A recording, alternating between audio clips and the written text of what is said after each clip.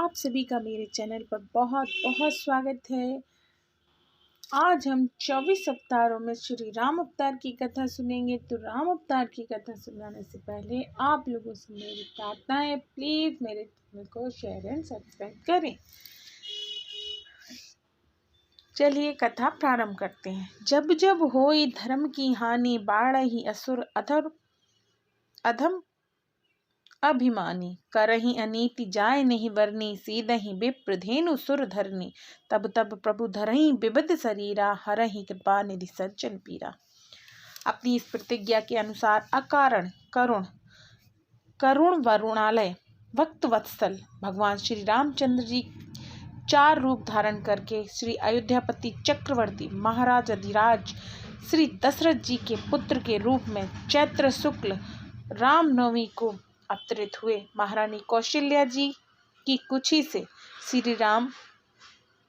श्री कैकेयी जी की कुक्षी से श्री भगत, श्री सुमित्रा जी की कुक्षी से श्री लक्ष्मण जी और शत्रुघ्न जी प्रकट हुए। यथा समय जात कर्म, नामकरण, चूराकरण, यज्ञोपवीत संस्कार आदि सा आनंद संपन्न हुए। श्री राम किशोर अवस्था में प्रवेश करते हैं और जेहि विधि सुखी होहि पुर लोका, करहि कृपा निधि सोहि सचोका। इसी हर्षोल्लास के बीच एक दिन श्री विश्वामित्र जी आते हैं और श्री दशरथ जी महाराज से उनके यज्ञ रक्षणार्थ श्री राम जी एवं श्री लक्ष्मण जी को मांग ले जाते हैं। यज्ञ में विघ्न डालने वाले ताड़का, मारीच, सुबाहु आदि असंख्य राक्षसों का सहज ही श्री राम और लक्ष्मण ने वध कर डाला। यज्ञ निर्विघ्न समाप्त हुआ। फिर विश्वामित्र जी के साथ जनकपुर में श्री सीता जी का स्वयंवर देखने के निमित्त जाकर विशाल शंभुधनु, जिसे त्रिलोक में भट्टमानी वीर डिगा भी न सके, उसे श्री राम ने मध्य में ऐसे तोड़ दिया जैसे मतवाला हाथी कमलनाल को तोड़ डालता है।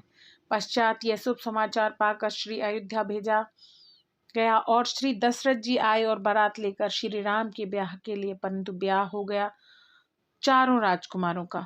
अपनी वृद्धावस्था का आभास पाकर श्री दशरथ जी महाराज ने उत्तम गुणों से युक्त, सत्य पराक्रम वाले, सद्गुणशाली अपने प्रियतम ज्येष्ठ श्रेष्ठ पुत्र श्री राम को, जो प्रजा के हित में संलग्न रहने वाले थे, प्रजा वर्ग का हित करने वाले, इच्छा से प्रेम बस युवराज पद पर अभिषिक्त करना चाहा। तदंतर श्री राम के राज्याभिषेक की तैयारी देखकर रानी कैकेयी ने, जिसे पहले ही वर दिया जा चुका था, देव माया से मोहित होकर मंथरा से उकसाए जाने पर राजा से यह वर मांगा कि श्री राम का निर्वासन और भरत का राज्याभिषेक हो। कैकेयी का प्रिय करने के लिए पिता की आज्ञानुसार इनकी प्रतिज्ञा का पालन करते हुए श्री राम वन को चले।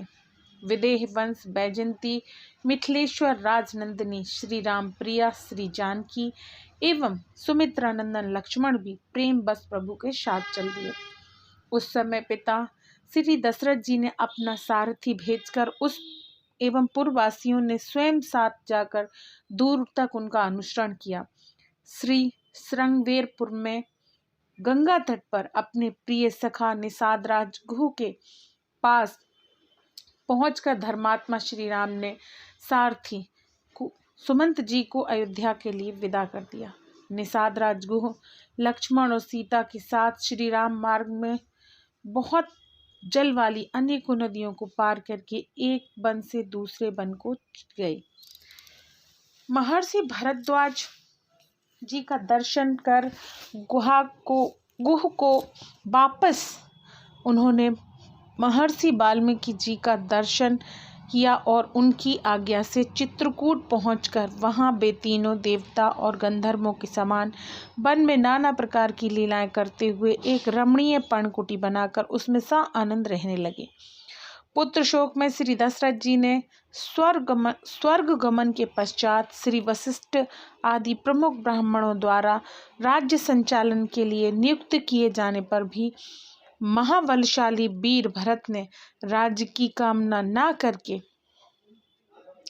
पूज्य श्री राम को प्रसन्न करने के लिए वन को ही प्रस्थान किया और वहां पहुंचकर ज्येष्ठ भ्राता श्री राम से यूँ प्रार्थना की, धर्मज्ञ आप ही राजा हो। परंतु महान यशस्वी श्री राम ने भी पिता के आदेश का पालन करते हुए राज्य की अभिलाषा न की और भरत के मांगने पर भी उन भरताग्रज ने राज्य के लिए न्याय रूप में अपनी खड़ाऊं भरत को देकर उन्हें बार बार आग्रह करके लौटा दिया।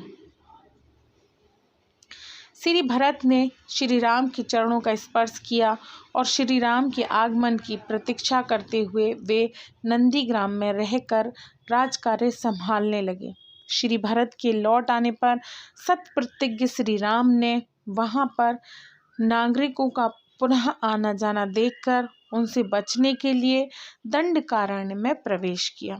उस महान वन में पहुंचने पर महावीर श्री राम ने विराध नामक राक्षस को मारकर श्री सरभंग, सुतीक्ष्ण, अगस्त्य आदि मुनियों का दर्शन किया।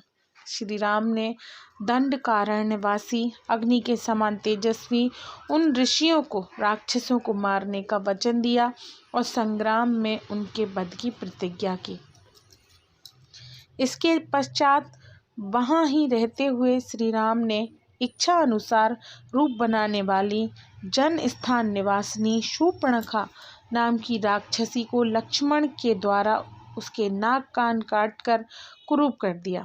पश्चात शूर्पणखा के द्वारा प्रेरित होकर चढ़ाई करने वाले खरदूषण, त्रिशरादि 14,000 राक्षसों को श्री राम ने युद्ध में मार डाला। तदंतर राक्षसेंद्र रावण ने प्रतिशोध की भावना से मारीच की सहायता से श्री जानकी जी का अपहरण कर लिया और श्री जानकी जी को लेकर जाते समय मार्ग में विघ्न बाधा डालने के कारण श्री जटायु जी को आहत कर दिया। पितृवत पूज्य जटायु जी के द्वारा ही श्री राम जी को श्री जानकी जी का पता मिला। तब अपनी गोद में प्राण त्यागते हुए श्री जटायु जी का अंतिम संस्कार कर वन में श्री सीता जी को ढूंढते हुए उन्होंने काबंध नामक राक्षस को देखा तो उसे भी तत्काल मारकर शुभ गति प्रदान की। काबंध के द्वारा संकेत पाकर श्री राम परम भगवती सबरी जी के यहाँ गए। उसने इनका पूजन किया। श्री राम ने सबरी जी का मातृवत सम्मान किया, उत्तम गति प्रदान की। फिर सबरी के संकेतानुसार श्री हनुमान जी से मिलकर श्री सुग्रीव जी से मित्रता की और सुग्रीव जी के कथनानुसार संग्राम में बाली को मारकर उसके राज्य पर श्री राम ने सुग्रीव को ही बिठा दिया। तब उन वानर राज सुग्रीव ने भी सभी वानरों को बुलाकर श्री जानकी जी का पता लगाने के लिए भेजा। संपाति नामक गृध्र ने पता बताने पर महाबलवान श्री हनुमान जी 100 योजन विस्तार वाले क्षार समुद्र को कूद कर लांग गए। वहां रावण पालित लंकापुरी में पहुंचकर उन्होंने अशोक वाटिका में श्री सीता जी को चिंतामग्न देखा। तब उन विदेह नंदिनी को पहचान मुद्रिका देकर श्री राम का संदेश सुनाया। उन्हें सांत्वना देकर उन्होंने वाटिका का विध्वंस कर डाला। साथ ही अक्षय कुमार आदि असंख्य राक्षसों का संहार कर डाला। इसके बाद में वे जानबूझकर पकड़ में आ गए।